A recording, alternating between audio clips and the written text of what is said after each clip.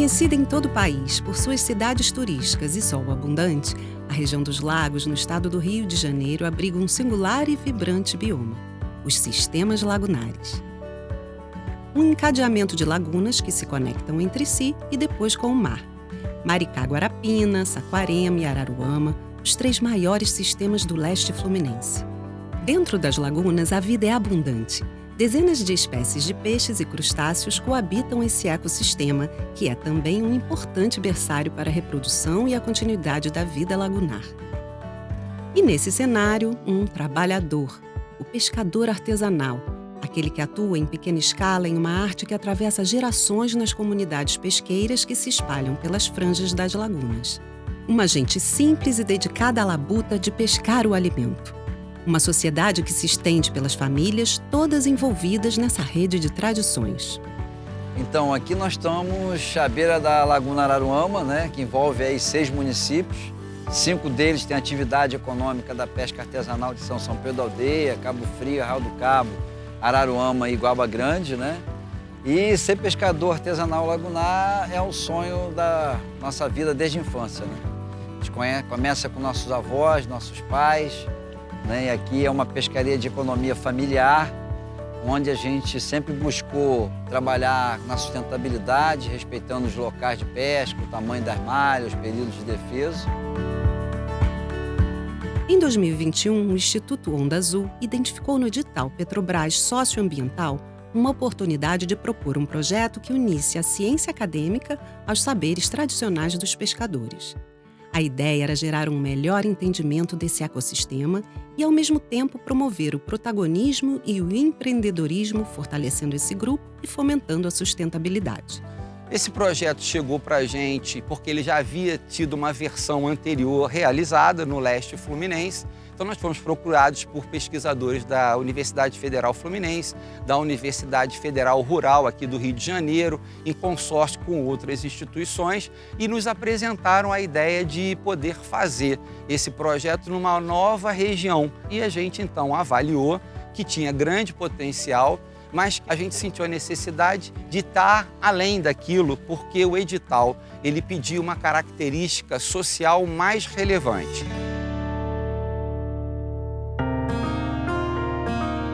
E assim nasce o projeto Uso Sustentável dos Sistemas Lagunares, estruturado em 3 eixos.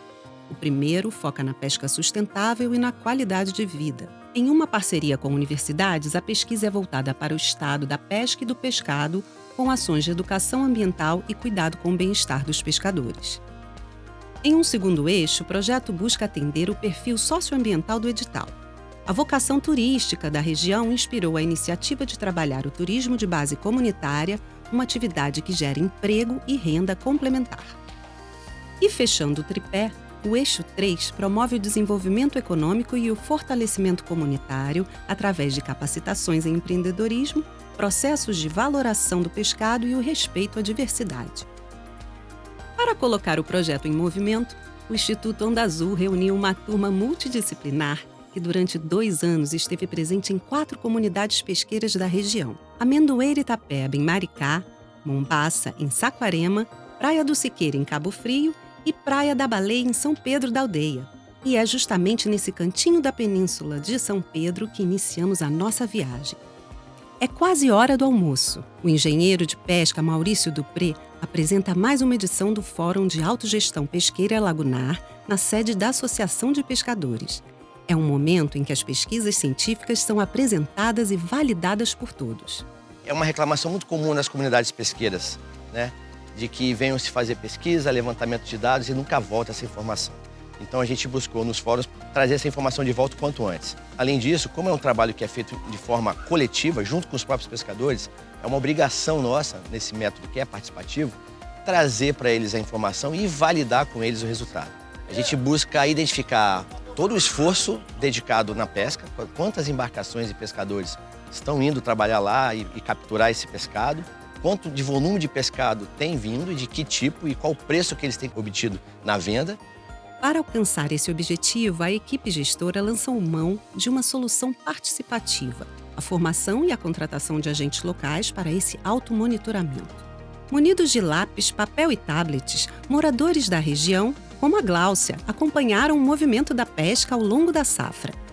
O meu trabalho é baseado na vida do dia a dia dos pescadores, o esforço que eles fazem. O monitoramento é para que eles tenham acesso aos dados de quantos quilos eles estão matando, se está havendo uma redução de peixe na lagoa, se a produção deles está sendo boa. Eu também monitoro as marcas, onde eles matam mais peixe, onde eles matam menos peixe, a temporada. Então, isso pode ajudar em medidas futuras de ordenamento das lagoas. Os espaços que são prioritários para a pesca, os recursos que são importantes, o ciclo de vida desses recursos no ambiente lagunar. Então, qual o período que é o mais propício para a pesca, qual o período que caberia uma medida restritiva, um defeso.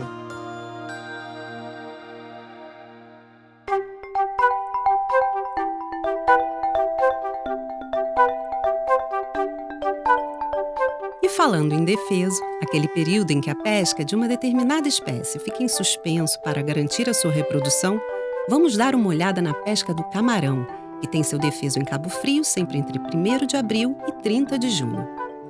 A pesca do camarão aqui é uma pescaria artesanal, né? Sai com um barco agora, essa hora à noite, é a hora que o camarão levanta. Cada um cata aí seus 30, 40, 50, numa pescaria boa. Mas quando a pescaria tá ruim, na faixa de 8, 10 quilos o camarão. O sabor desse camarão aqui, nosso, é o melhor que tem. É o camarão cinza da Laguna de Araruama. E ele só não tem um tamanho como tem um de cativeiro, entendeu? Uma qualidade dá de 10-0 no de cativeiro. Aqui a gente está na orla da Lagoa de Araruama, na Praia do Siqueira. É uma aldeia de pescadores que nasceram aqui, né? E continua ainda na arte da pesca aqui. Eu sou da geração da pesca, né? Meus avós foram pescadores, meu pai foi pescador e hoje eu continuo como pescador também. Os pescadores aqui são mais de camarão. Nós temos na nossa lagoa a tainha, nós temos na nossa lagoa o robalo, o carapicu e outras espécies de peixe, mas o forte nosso mesmo aqui é o camarão.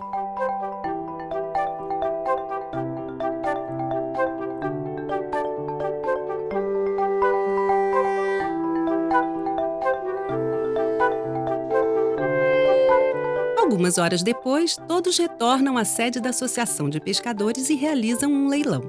Compradores vindos de outras regiões arrematam os lotes negociados pelo melhor valor.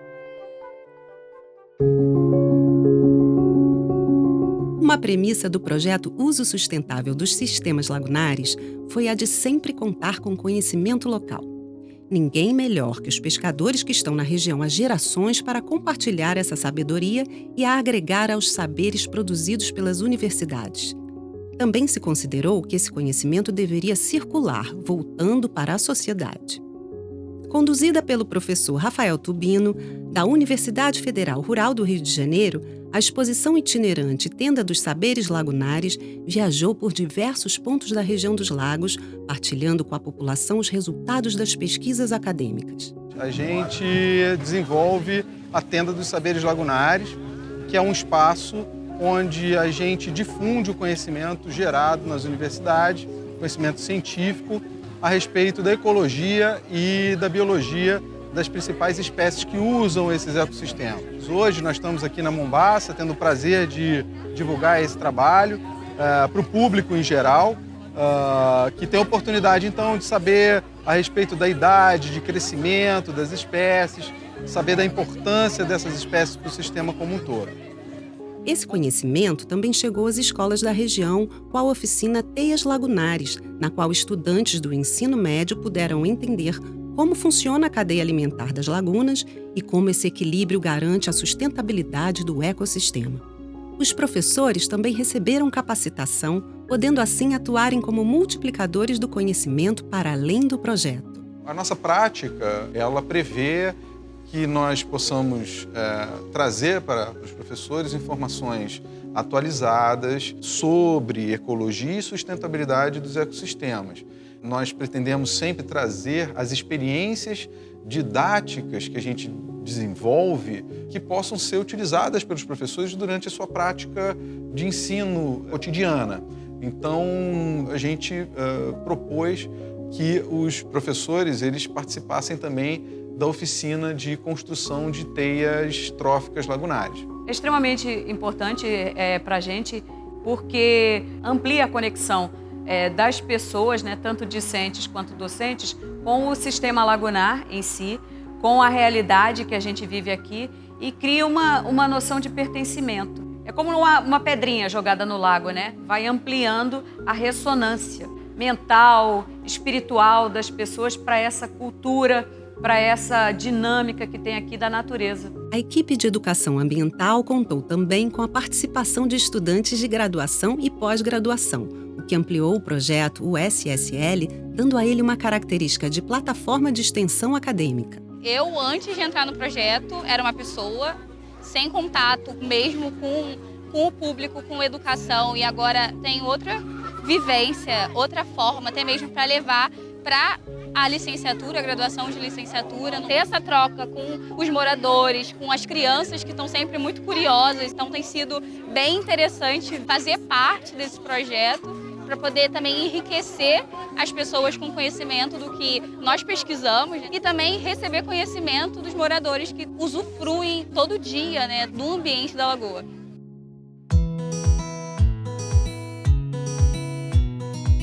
Vocês viram que a Tenda dos Saberes Lagunares estava participando de uma feirinha? Era a primeira feira cultural da Mombaça, um dos resultados do eixo 2 do projeto, que promoveu o turismo de base comunitária. Gerido pelo Instituto Planet, os turismólogos Alice Guerra e Luiz Saldanha viajaram por toda a região para encontrar os potenciais turísticos nas tradições e paisagens. O turismo de base comunitária, ele é um processo dentro do turismo, né? É o processo de a gente estar nas comunidades e fazê-las entender do seu potencial para desenvolver atividades, roteiros e possibilidades de turismo, né? Aqui a gente está numa comunidade pesqueira, então a ideia é trazer atividades relacionadas à pesca artesanal lagunar. A gente começou o projeto com um diagnóstico situacional que também, além de a gente poder entender todo o entorno, os elementos relacionados à natureza, a própria parte histórico-cultural de cada localidade, mas também a gente poder entender e conhecer de perto essas pessoas que estão ali nessas regiões, porque é isso que é o mais importante, que é esse elemento humano.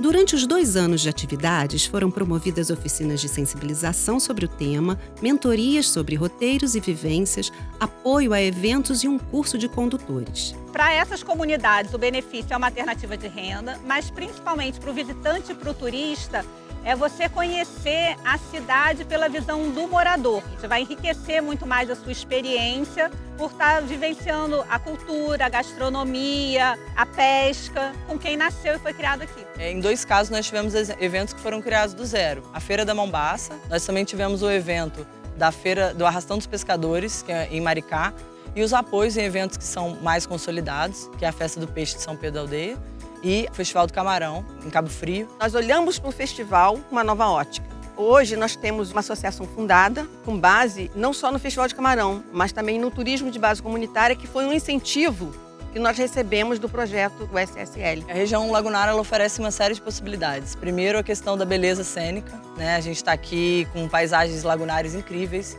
Então, acho que isso também é um resgate relacionado a questões também da pesca, de trazer essas artes da pesca. E antes de deixarmos a Praia do Siqueira, precisamos falar de outro legado deixado na região, a reforma da Capatazia. O lugar estava quase abandonado e sem uso. Com os recursos do projeto, foi possível uma revitalização do espaço que hoje é usado para reuniões e até casamentos. Esse é um bom momento para trazermos para essa história o eixo 3 do projeto Uso Sustentável dos Sistemas Lagunares: o desenvolvimento econômico e o fortalecimento comunitário. O historiador André Cavalcante vai nos explicar como isso foi possível.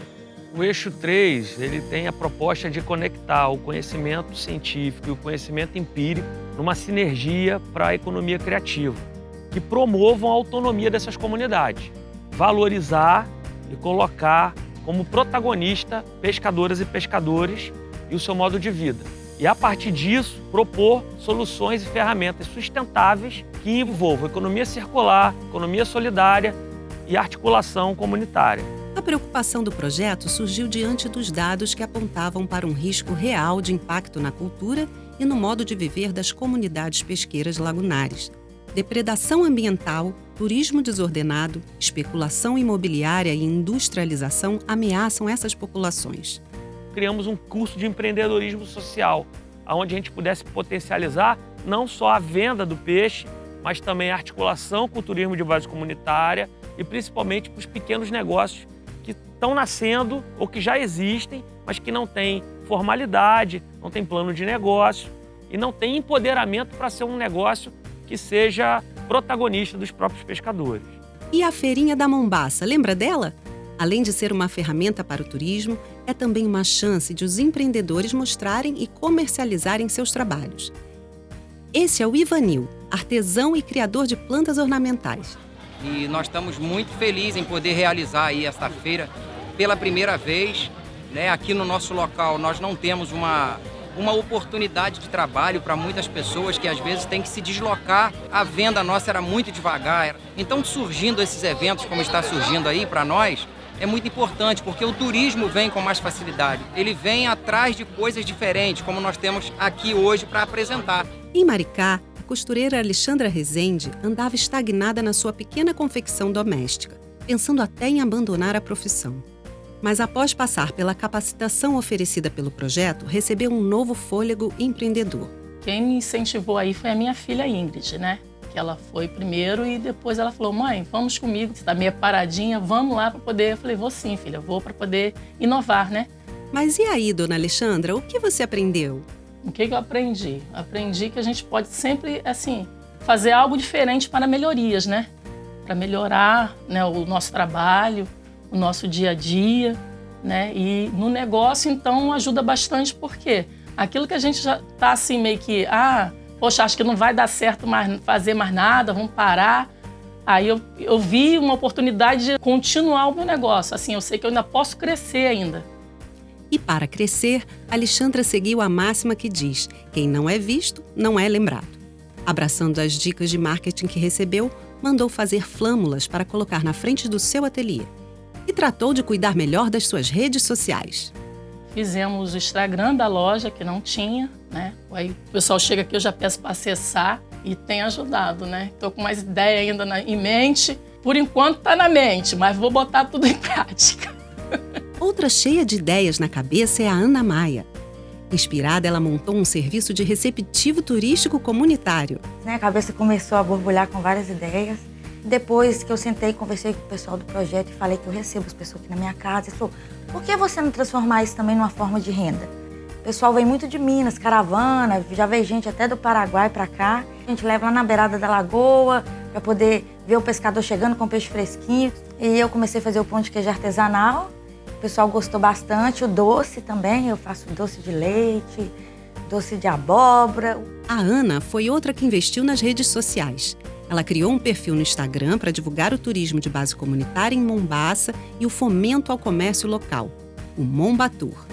Aliás, as tecnologias da informação também fizeram parte das capacitações.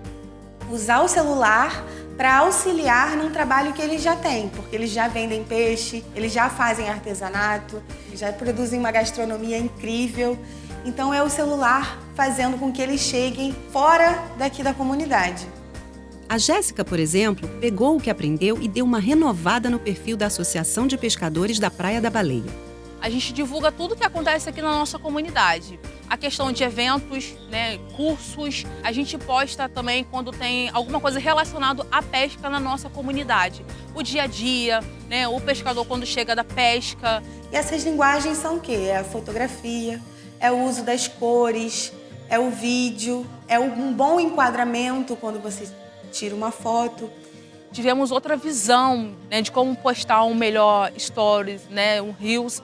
E através do curso, conseguimos mais seguidores para a nossa página da nossa comunidade. A história aqui começou, né, pequeno, né? Meu pai me ensinou, a gente às vezes pescava aqui, pescava em Jaconé, era o meio de trabalho do meu pai, aí ele ensinou a gente. Hoje eu ensinei meu filho. Já tem o meu neto, que daí a pouco já começa a pescar comigo. Já pescou, já saiu para pescar também, ele. Está sendo muito bom, porque eles estão dando voz, estão abrindo a mente da gente para muitas coisas. Como vender o pescado da gente faz medida de peixe. O que Amarildo falou é um ponto muito importante no USSL, a atividade de biometria dos recursos pesqueiros. É por isso que viemos dar um pulinho aqui na cidade de Niterói, onde fica o Laboratório Ecopesca, do Departamento de Biologia Marinha da Universidade Federal Fluminense. É aqui que são analisados os exemplares coletados nas lagunas. Qual é o papel do pesquisador junto ao pescador? É trocar ideia, buscar informações para tentar melhorar a qualidade de vida e valorizar o ofício da pesca artesanal lagunar.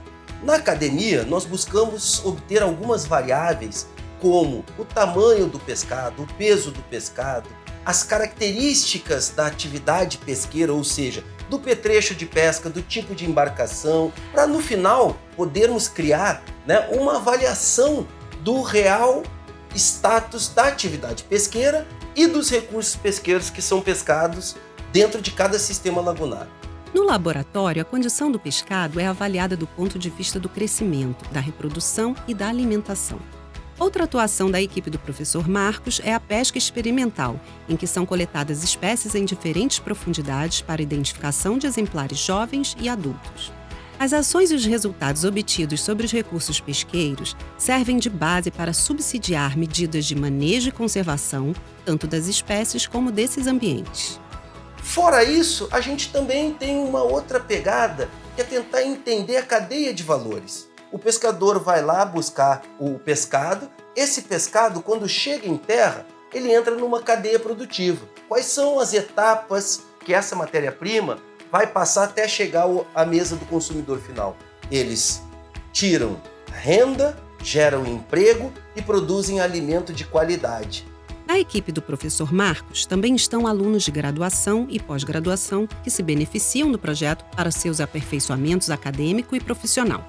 E ter esse contato direto com as comunidades, com os pescadores, contribui bastante para que eu entenda as peculiaridades dentro da parte de biologia, coisas que a gente não consegue obter somente no ambiente acadêmico. Tem sido uma experiência extremamente enriquecedora, né? Desde o contato com o pescador, que a gente conhece um trabalho que é extremamente importante e nem sempre valorizado, e desde a importância do sistema em si para a conservação das espécies que são importantes comercialmente não só na lagoa, mas em todo o Brasil, às vezes algumas espécies até no mundo.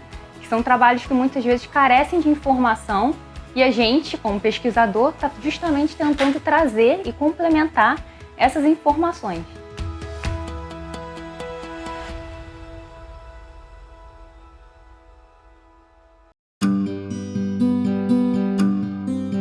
E já que falamos na atividade pesqueira, vamos acompanhar mais um dia na vida do Paulo César, um experiente pescador artesanal conhecido na Praia da Baleia apenas como Azeredo.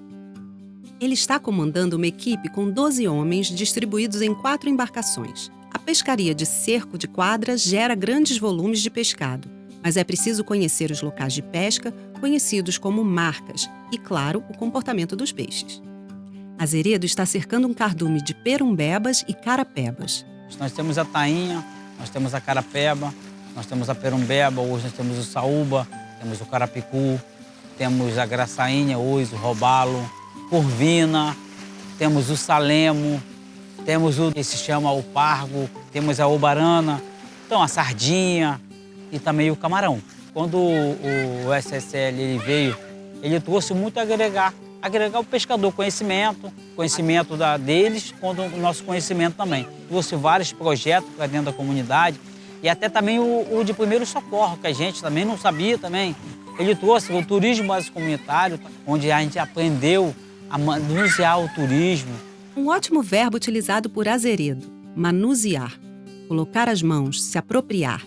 Esse é o objetivo maior do projeto, que as comunidades tomem posse das capacitações e as utilizem de forma autônoma.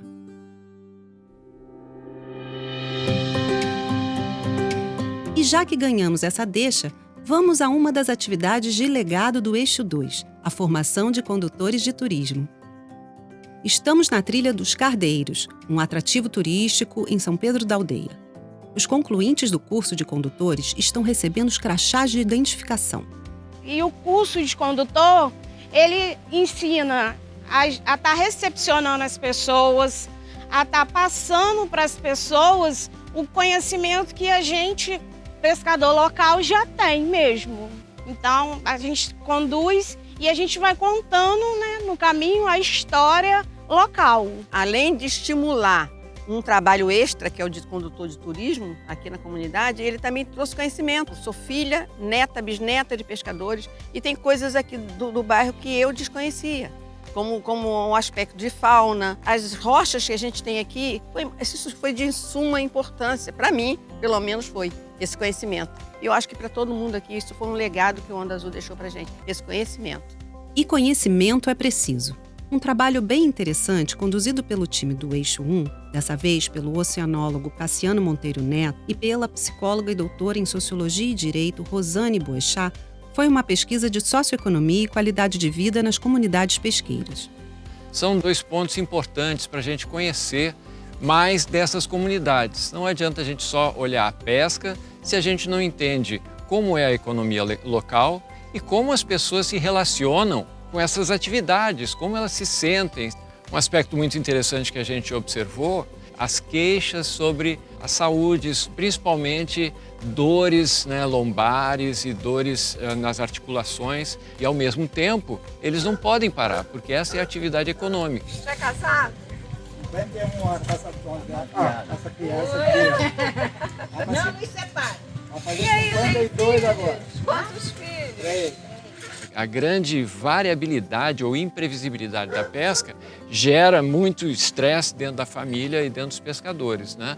Muita ansiedade, e isso aí é um problema. E a gente, então, tratou de abordar esses 2 temas em dinâmicas grupais, né, com os pescadores. Apesar de ser algo muito fora da realidade de vida dos pescadores, aqueles que participaram das dinâmicas de meditação e relaxamento saíram revigorados. Houve uma certa resistência, uma certa brincadeira, que é comum entre os pescadores, né? Um olha para o outro e ri, mas foi muito legal que em questão de 5 minutos todos eles estavam imersos no processo e muitos deles, né, ao final disseram que estavam muito aliviados, um feedback que a gente teve muito legal, que demonstra que seja necessária uma continuidade. Os projetos do Instituto, a gente tem uma preocupação muito grande com a diversidade e com a inclusão. Então, é uma característica que a gente adote sempre medidas para que o projeto possa contemplar minorias, para que a gente possa ter atividades em todas as faixas etárias e que a gente pudesse, então, também trabalhar numa questão de empoderamento do público feminino. Então, a gente entendeu ao longo do projeto que a gente deveria realizar algumas oficinas para tirar um pouco a mulher dessa invisibilidade, tendo em vista que elas têm um papel de muito protagonismo em algumas etapas do processo de pesca. Então, nós trouxemos 2 atividades, que foi uma roda de conversa com mulheres e um curso de empoderamento feminino, justamente para fortalecer essas mulheres, dar a fala para as mulheres. Então vamos dar voz a elas. Andréa Tinoco é uma empreendedora na área do turismo, atuando em São Pedro da Aldeia. Ela foi uma das convidadas pelo Instituto Onda Azul para liderar as oficinas. Empoderamento feminino é tudo aquilo que gera o que nós temos de mais importante, que é a autonomia. As mulheres estão sempre presas a cadeias sociais, familiares. Perceber-se uma mulher empoderada e autônoma passa pela mulher se dedicar àquilo que a faz feliz. Isso não quer dizer romper laços familiares ou sociais. Não, é só ser senhora da sua própria vida.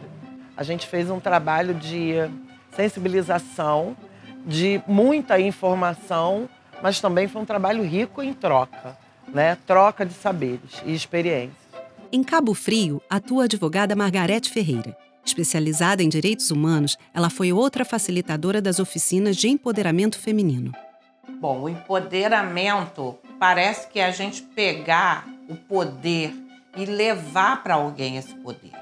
Mas, na verdade, quando a gente trabalhou a oficina, a gente tem uma percepção de que o poder já é delas e que a gente tem que despertar um poder adormecido de tanto a gente sofrer violências, opressões, também baixa autoestima. Isso faz com que as pessoas pensem que a mulher está destituída desse poder, mas ele está com ela e foi isso que a gente tentou trazer, né? Como uma rede, puxar esse poder de dentro dela para que ela pudesse se expressar. Tem muitas mulheres que ficam doentes dentro de casa sem poder fazer nada, sem ter uma oportunidade dessas, né? Às vezes você fica em depressão dentro de casa e esse curso, ele abriu para muita gente, foi tipo uma cura. As rodas de conversas promovidas com mulheres culminaram com a ideia da criação de uma iniciativa, a Rede de Mulheres Lagunares. O objetivo é mantê-las conectadas para poderem seguir nessa caminhada. As mulheres tiveram participação ativa também na gestão do projeto. Em todas as localidades foram contratadas agentes de mobilização, moradoras locais que conheciam as pessoas, o jeito de ser e o jeito de chegar. Silvane da Praia da Baleia foi uma delas. Por conta de eu morar aqui, é mais fácil de chegar nessas pessoas, de estar falando sobre o projeto, jogando sempre a sementinha para que nas reuniões a gente pudesse estar trazendo essas pessoas. Não é um trabalho fácil, as pessoas têm sempre um a fazer, mas assim, eu acho que eu cumpri com a proposta do projeto e a gente vem fazendo um trabalho bem legal aí com a comunidade tem correspondido. Meu nome é Nailza, eu sou pescadora e eu estou nesse projeto há muito tempo com eles. Convido a cada uma, pescador, pescadora, moradora. Aí eu vou mobilizando os moradores daqui da Mombaça para poder participar, principalmente os pescadores, que são difíceis pra caramba. Chega cansado, mas mesmo assim eles participam. Além de pescadora, Nailza é uma cozinheira de mão cheia. Ela está preparando uma especialidade da região lagunar, a tanhota frita. Esse tanhotão foi pego hoje na lagoa com a equipe. Tanhota frita que foi pescada hoje, que nós vamos degustar ela muito deliciosa, fritinha. É o prato nosso aqui da Mombaça. Aliás, a gastronomia da região teve um importante papel dentro do projeto, com oficinas que fizeram releituras dos pratos tradicionais e também, visando uma renda adicional, a valoração do pescado tanto com um melhor aproveitamento quanto com o beneficiamento, que eleva o valor final da venda. A gente pesca, às vezes tem dificuldade de vender o peixe e a gente traz o peixe para casa e faz esse filetamento, esse aproveitamento, uma renda extra que ajuda não só a gente, como outras famílias que aprenderam com a gente a manusear o pescado e fazer o processamento. A gente sempre pensou o projeto também na natureza da consolidação de resultados e de legado e geração de renda. Porque os projetos eles têm início, meio e fim determinados. Mas ele pode permanecer para além do término das nossas atividades. Isso é uma perspectiva positiva de que algumas dessas ações possam virar políticas públicas, porque isso pode conectar o poder público local no interesse desse resultado e isso se perpetuar para além do projeto, dando a sustentabilidade necessária para o projeto. Mudar a vida das pessoas é muito importante, não só na questão psicológica, na questão inclusiva, mas também inclusive econômica. Ou seja, dele poder ganhar um pouco mais de recurso, podendo ajudar os seus filhos na escola, né, numa faculdade. Então, gerar renda com o nosso modo de vida, né, é uma oportunidade muito bacana, né, que o projeto veio trazer aqui na Laguna de Araruama. São povos tradicionais e antigos nesse território e também se mistura um pouco com a origem da formação do povo brasileiro, né? Então, a gente tem aqui dentro da pesca elementos que venham da cultura indígena, elementos que venham da cultura africana, elementos que venham da cultura europeia.